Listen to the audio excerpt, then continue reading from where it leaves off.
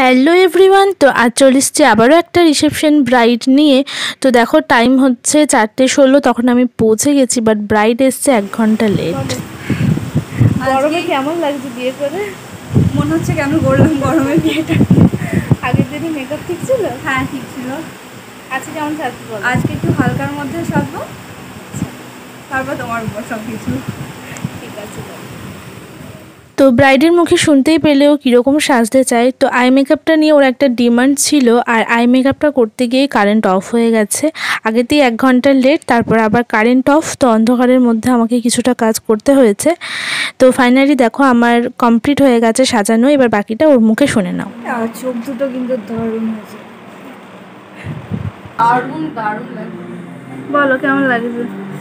আমার তো নিজেকে এতক্ষণ ধরে আমি আয়নায় দেখিয়ে যাচ্ছিলাম, তো দেখতে দেখতে মনে হলো সেই ইনস্টাগ্রামে যেটা চলছে এখন, সেই কি ওটা লুকিং লাইক আ ওয়াও, সো সুন্দর লাগছে দেখতে। থ্যাংক ইউ দিদি।